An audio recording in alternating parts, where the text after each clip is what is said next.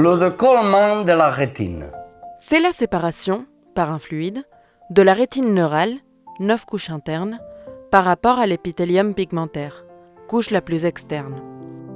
C'est un problème grave, mais peu fréquent, qui touche une personne sur 10 000 chaque année. Contrairement à la croyance populaire, le décollement de la rétine n'est pas douloureux et ne produit pas de rougeur et de gêne oculaire. La rétine dérive embryologiquement des parois de la coupole optique.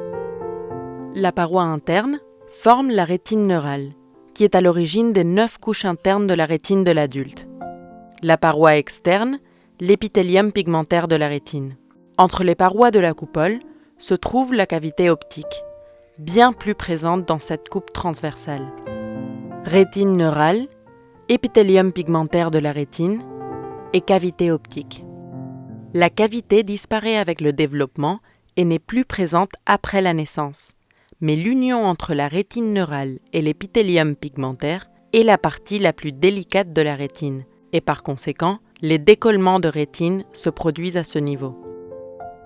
Facteur prédisposant. Le décollement de rétine est plus fréquent chez les hommes, les yeux atteints d'une myopie élevée, les personnes âgées, les opérés de cataracte, les patients ayant un historique de décollement de rétine chez un proche, ou dans l'œil collatéral suite à des traumatismes oculaires et ceux atteints d'uvéite ou ayant quelques lésions rétiniennes. Exploration. La rétine doit être explorée au moyen d'une dilatation maximale, mydriase, afin de pouvoir localiser tous les trous et déchirures puisque le décollement peut se produire dans n'importe quelle partie de la rétine. Si l'on a affaire à une hémorragie du vitré, et le fond n'est pas visible, il est nécessaire de réaliser une échographie afin de localiser la zone décollée.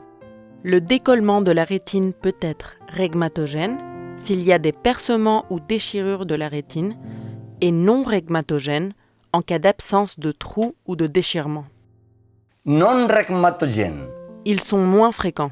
Ils peuvent être tractionnels, traction fibreuse sur la rétine, plus fréquents chez les diabétiques, comme dans ce cas, contraction circonférentielle sur les arcades vasculaires, et exsudatif, par accumulation de fluide sous la rétine, provoqué par des maladies rétiniennes inflammatoires, tumorales, comme dans le cas de ce rétinoblastome et de ce mélanome choroïdien, et congénitales, comme la maladie de Coates et les colobomes.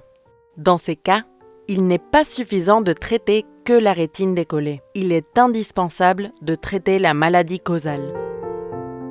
Régmatogène. La rétine présente des trous ou des déchirures. Elle se manifeste par des photopsies, des corps flottants et une perte de la vision centrale, périphérique ou les deux. Il est plus fréquent. Le corps vitré passe à travers la déchirure et s'accumule sous la rétine qui se sépare de la paroi du globe oculaire et forme un sac vers l'intérieur de l'œil qui change d'aspect avec les mouvements oculaires. On peut apprécier des cellules pigmentées dans le vitré antérieur, quelquefois une hémorragie du vitré et une diminution de la pression intraoculaire. Dans la zone affectée, il n'y a pas de vision et à cause de cela, le patient peut percevoir un voile ou une ombre permanente dans le champ visuel correspondant à la zone décollée. Si c'est la macula qui est atteinte, il perdra la vision centrale. Traitement. La rétine décollée dégénère rapidement. Il est donc essentiel de l'opérer le plus tôt possible, spécialement si la macula est touchée. Sans traitement, en général, toute la rétine se détache et l'œil perd la vision. Réapplication de la rétine. Les décollements localisés avec des petites déchirures supérieures se traitent avec des injections de gaz, SF6, et une thérapie au laser ou cryothérapie. Dans les cas des décollements de rétine formant des sacs, on réalise une indentation sclérale, une chirurgie du vitré ou une combinaison des deux. L'indentation sclérale se réalise par voie externe.